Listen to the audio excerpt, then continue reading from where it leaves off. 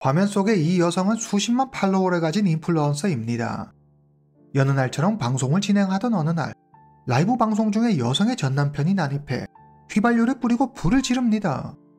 이 일로 여성은 전신에 큰 화상을 입게 되고, 여성의 팬들은 병원비를 모금하며 그녀의 회복을 기원하지만 안타깝게도 그녀는 세상을 떠나고 맙니다. 라이브 방송 도중에 일어난 전무후무한 사건에 많은 사람들의 이목이 집중되고, 사건의 내막을 알게 된 사람들은 크게 분노했습니다.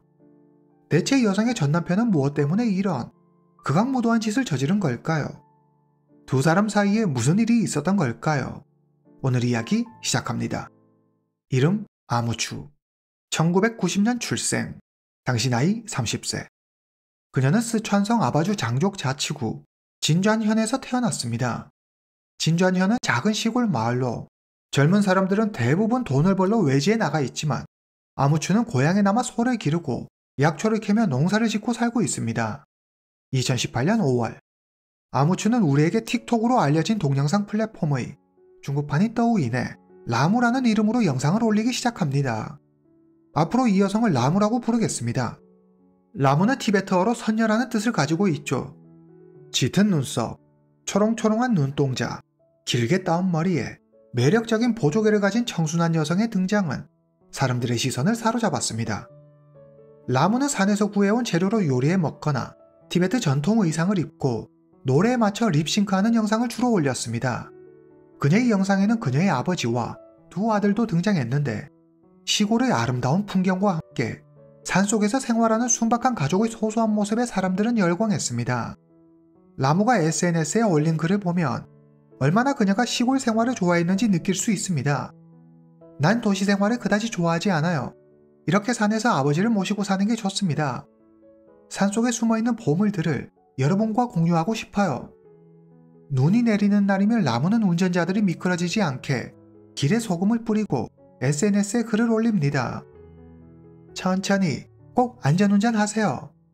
사람들은 착하고 순수한 모습의 라무를 좋아했습니다. 라무의 영상이 입소문이 나면서 인기가 많아지자 라무는 라이브 방송에서 지역 특산품이나 집에서 직접 기른 호두를 팔았습니다. 그러다 한 번씩 영상을 통해 번 돈을 자랑하기도 했죠. 라무의 영상은 노래와 춤, 웃음으로 가득했습니다. 시골 산에서 생활하는 라무의 모습을 담은 영상은 사람들에게 따뜻한 감동을 주었고, 사람들은 지친 마음을 위로받았습니다. 경쟁에 찌들고 마음의 여유를 잃어버린 현대인들에게 라무의 낙천적이고 소박한 모습이 매력으로 다가왔죠. 2018년 5월 2일 첫 영상을 시작으로 2020년 9월 14일 마지막 영상까지 라무는 총 205편의 영상을 업로드했고, 그녀는 수십만 팔로워를 가진 유명 인플루언서가 됩니다. 2020년 9월 14일, 라무는 짧은 영상을 하나 올립니다. 여러분들이 원하시는 모든 일이 이루어졌으면 좋겠어요. 저녁 라이브에서 만나요. 라무는 행복한 모습으로 웃고 있었습니다. 하지만 예상치 못한 침입자는 평온했던 라무의 일상을 산산이 조각내 버리죠. 저녁 8시 무렵, 라무의 아버지와 형부는 새벽에 약초를 캐러 나가야 했기 때문에 일찍 잠자리에 듭니다. 라무는 가족들이 깨지 않게 조용히 부엌에서 라이브 방송을 진행합니다. 방송이 시작되고 얼마 지나지 않아 화면에 웬 남자가 나타나더니 화면이 검게 변하고 라무의 다급한 비명소리가 울려 퍼집니다. 살려주세요! 라무의 소리에 그녀의 아버지와 형부가 놀라 급히 부엌으로 달려옵니다.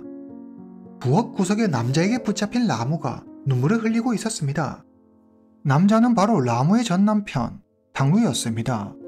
탕루는 라무에게 휘발유를 끼얹더니 한 손으로 라무를 결박한 채 칼로 위협하고 다른 한 손에는 라이터를 들고 있었습니다. 그 모습을 본 라무의 아버지와 형부가 호통을 치며 탕루에게 다가갑니다. 뭐하는 짓이야? 그러자 라무는 다급하게 그들을 말리며 말합니다. 가까이 오지 마세요. 이 사람 지금 미쳤어요. 진짜로 불 지를 거예요. 라무의 형부가 경찰에 신고하겠다며 휴대전화를 가지러 방에 간 사이, 으악! 탕루가 라무의 몸에 불을 붙입니다. 불길은 순식간에 집안 전체로 번져나갔고 집안은 온통 검은 연기로 뒤덮였습니다. 그리고 곧 펑 하는 굉음이 울려 퍼졌습니다. 잠시 후 마을 사람들이 모여들고 탕루는 혼란을 틈타 빠르게 현장을 벗어납니다. 마을 사람들은 몸에 불이 붙은 라무를 구해 인근 병원으로 옮깁니다. 라무의 상태는 매우 심각했습니다. 라무의 머리카락은 다 타버렸고 온몸은 검게 변했습니다. 그녀는 몸의 90% 이상 화상을 입은 상태였죠. 2020년 9월 17일 라무는 수천성 인민병원으로 옮겨져 치료를 받습니다.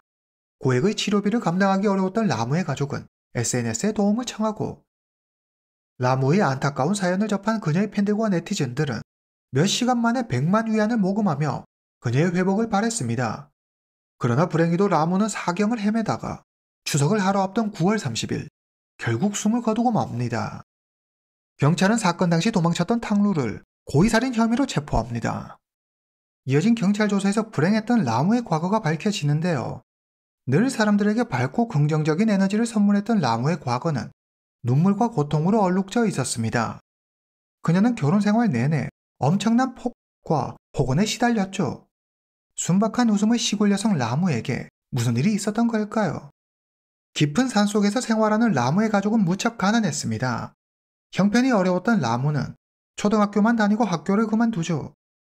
그녀는 부모님의 농사일을 돕거나 읍내에 나가 일을 하며 지방경제에 보탬이 되었습니다. 18살이 되던 해 2008년 라무는 자기보다 한 살 많은 탕루를 알게 됩니다. 서로에게 호감을 느낀 두 사람은 연인 사이로 발전하죠. 2009년 라무와 탕루는 결혼해 2명의 아들을 낳습니다. 탕루는 덩치가 크고 신체 건강한 남성입니다. 그는 중학교를 졸업하고 학교를 그만둡니다. 학교를 그만둔 탕루는 찻집을 열죠. 어린 나이였지만 장사 수완이 좋아 큰 돈을 벌었습니다. 돈도 제법 있고 사랑하는 사람을 만나 결혼까지 했으니 잘 살기만 하면 되는데 도대체 뭐가 문제였을까요? 공식적으로 정확하게 밝혀진 것은 없지만 탕루의 주변인들은 탕루의 의처증이 그들의 결혼 생활을 불행하게 만든 원인이라고 했습니다. 결혼하고 얼마 지나지 않아 탕루는 라무에게 손대기 시작합니다. 하루는 라무의 언니 추마가 동생 라무의 얼굴이 퍼렇게 멍든 걸 발견하죠. 설마 하는 마음에 그녀는 다급히 라무의 옷을 젖혀 동생 라무의 몸을 살펴봅니다.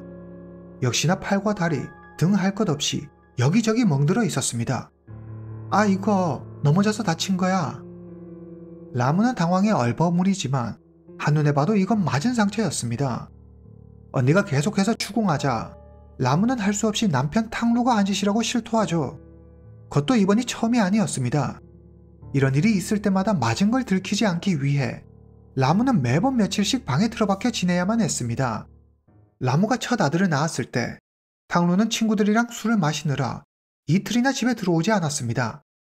이에 라무가 서운한 마음을 이야기하자 자기에게 기어오른다며 탕루는 불같이 화를 내며 발길질을 해댔습니다. 라무의 불행한 결혼 생활을 알게 된 라무의 가족은 당장 탕루를 찾아갑니다. 탕루는 순순히 자기 잘못을 인정하며 라무와 그녀의 가족에게 사죄하죠. 라무는 아직 어린아이들을 바라봅니다. 그녀는 남편의 말을 믿어보기로 하고 가족을 집으로 돌려보냅니다. 2012년 라무의 어머니가 세상을 떠납니다. 라무의 아버지는 과묵한 성격에 말이 없는 편이라 라무는 걱정이 있으면 늘 언니 추마와 이야기했습니다. 언니 추마는 라무에게 큰 힘이 되어주는 존재였죠. 갑자기 아버지마저 건강이 급격히 쇠약해지면서 라무는 자주 친정에 들러 아버지를 간호하게 됩니다. 탕루는 이런 아내의 모습이 마음에 들지 않았습니다. 자기의 통제에서 벗어나 친정집에 가 있는 게 못마땅했죠. 라무가 친정집에 가는 날이 잦아지자 탕루는 라무가 다른 남자를 만나는 거로 의심했습니다. 이때부터 탕루는 라무가 친정집에 갈 때마다 욕하고 손찌검하기 시작하죠. 탕루의 의처증은 나날이 더 심해졌고 이제 다른 사람들 시선 따위는 신경 쓰지 않고 미쳐 날뛰기 시작합니다. 설날 가족이 모두 모인 자리에서도 술에 취한 탕루는 자기 말에 복종하지 않는다는 이유로 라무를 밖으로 끌고 나와 주먹을 날립니다. 주변의 사람들이 있건 말건 신경도 쓰지 않았죠. 허겁지겁 뛰어나온 사람들 손에 라무는 간신히 위기를 모면하지만 이미 라무의 눈은 앞을 볼 수 없을 정도로 처참한 상태였습니다. 다음날 술이 깬 탕루는 용서를 빌었고 눈이 퉁퉁 부어 제대로 앞도 보지 못하면서도 라무는 또다시 탕루를 용서합니다. 얼마 후 라무가 처참한 몰골을 하고 친정집으로 도망옵니다. 탕루는 이내 칼을 들고 쫓아와 고래고래 소리 지르죠. 나랑 지금 집에 안 가면 너희 식구들 다 죽여버린다. 겁에 질린 라무의 가족은 뒷문으로 몰래 빠져나와 이웃집 돼지우리의 몸을 숨깁니다. 라무에 대한 탕루의 집착은 날이 갈수록 심해졌고 아무도 말릴 수 없는 지경에 이르죠. 탕루는 라무를 자기 소유물처럼 여기며 일거수일투족을 감시하고 통제했습니다. 그는 톡하며 소리 지르고 무력을 사용했지만 항상 그만한 이유가 있다며 자기 행동을 합리화했죠. 큰아들이 5살 무렵 그동안 식을 올리지 않았던 라무와 탕루가 결혼식을 올립니다. 웨딩드레스를 입은 라무는 환한 미소를 짓고 있었지만 그녀의 밝은 미소 뒤에는 어두운 그림자가 있었습니다. 탕루는 여전히 망난이었고 라무의 결혼 생활은 불행했습니다. 그렇게 10년을 라무는 눈물로 인고의 시간을 견뎌냅니다. 2020년 3월 도박장에서 돈을 잃고 집에 온 탕루가 라무에게 화풀이를 해댑니다. 탕루는 어린 아들들이 보는 앞에서 의자를 들어 라무를 내려치고 라무의 오른팔이 부러집니다. 탕루는 여기서 멈추지 않고 라무의 목을 조릅니다. 이대로 있다간 진짜로 죽을지도 모른다는 생각에 라무는 필사적으로 도망쳐 친정으로 갑니다. 이제 정말로 죽을 수도 있다는 생각이 들었습니다. 두려움에 질린 그녀는 어떻게든 이혼해야 한다는 생각뿐이었습니다. 이혼만이 살 길이었죠. 큰아들은 탕루가, 작은 아들은 라무가 키우기로 합의하면서 두 사람은 가까스로 이혼합니다. 2020년 3월 9일 라무는 자신의 SNS에 이혼 증명서를 들고 있는 사진을 올립니다. 난 슬프지 않아요. 오히려 안전하다고 느끼죠. 애들아, 엄마가 더 사랑해줄게. 라무의 주변인들은 이혼한 라무에게 도시로 나가 살 것을 권했지만 라무는 아버지 곁에서 농사를 지으며 살고 싶다고 말합니다. 그녀는 푸른 산과 나무가 어우러진 아름다운 풍경 속에서 살아가는 자신의 일상을 카메라에 담습니다. 그리고 영상을 보는 구독자들과 소통하며 두고 온 큰아들과 아픈 과거를 잊기 위해 죽을 힘을 다해 노력하죠. 하지만 얼마 후 전 남편 탕루에게서 전화가 옵니다. 우리 다시 합치자. 아니면 네 아들을 죽일 거야. 라무는 당장 경찰에 신고합니다. 하지만 경찰은 부부간에 일어난 일이라며 대수롭지 않게 여기고 별다른 조치를 취하지 않습니다. 사실 이런 일이 처음은 아니었습니다. 이전에도 그리고 그 이전에도 경찰은 집안에서 일어난 일은 집안에서 해결하라며 늘 나 몰라라 했죠. 탕루는 라무를 찾아와 무릎을 꿇고 용서를 빕니다. 다시는 손대지 않을게. 진짜야.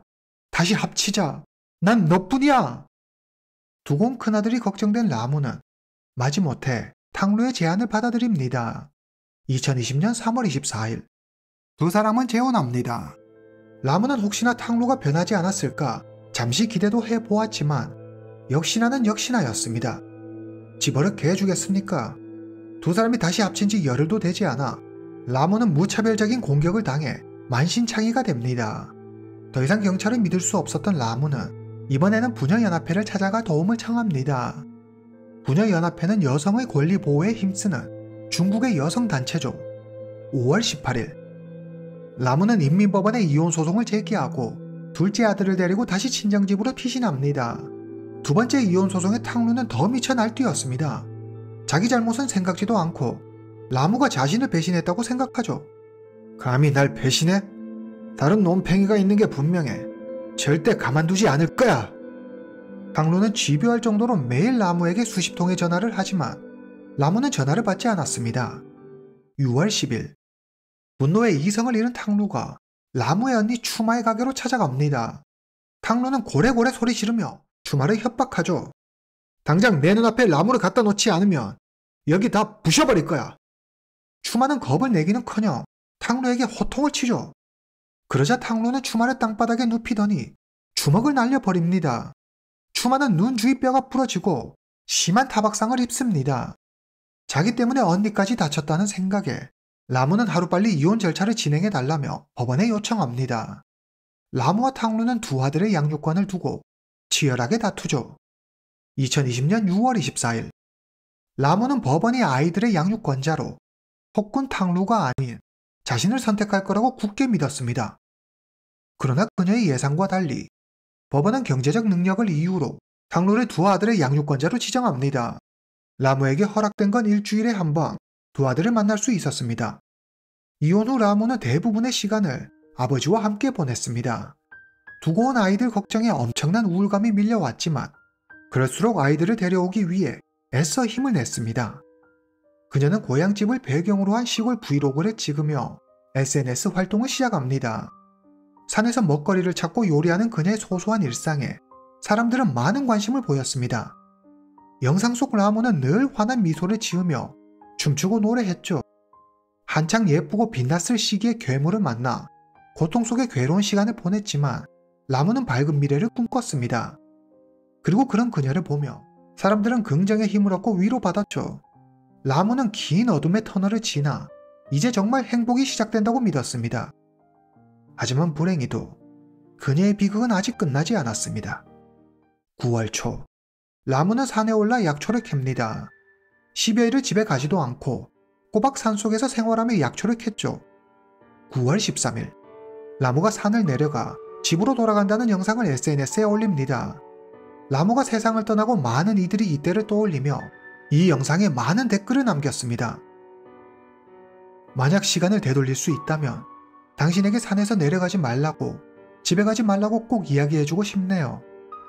9월 14일 저녁 8시경 탕루가 오토바이를 타고 라무의 집으로 옵니다.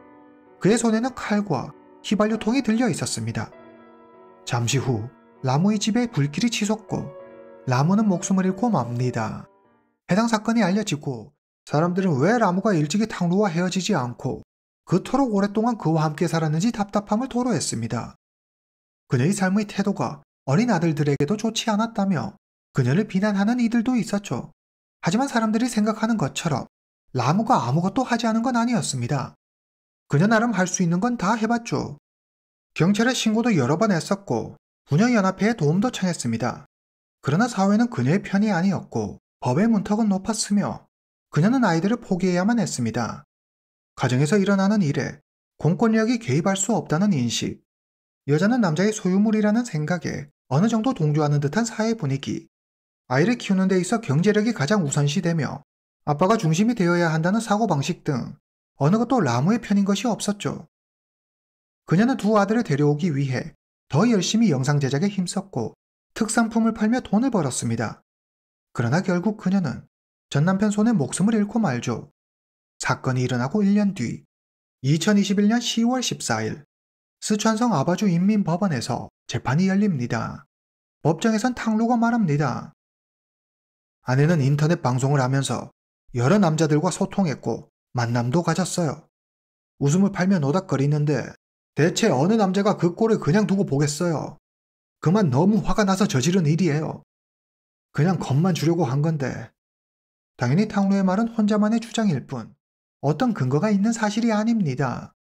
탕루는 끝까지 반성하지 않고 구차한 변명만 늘어놓고 있다. 그리고 유족에게 사과도 하지 않았다. 범행 전 휘발유를 선택해 방화를 저질렀으며 범행이 극도로 잔인하고 사회적 충격이 매우 크다. 이에 이 법원은 탕루에게 사형을 선고한다. 법원의 판결에 불복한 탕루는 즉시 항소합니다. 2022년 3월 2심 법원은 탕루의 항소를 기각하고 원심 판결을 그대로 유지합니다. 2022년 7월 23일 탕루의 형이 집행됩니다. 오늘 이야기는 여기까지입니다. 다음 시간에 뵙겠습니다.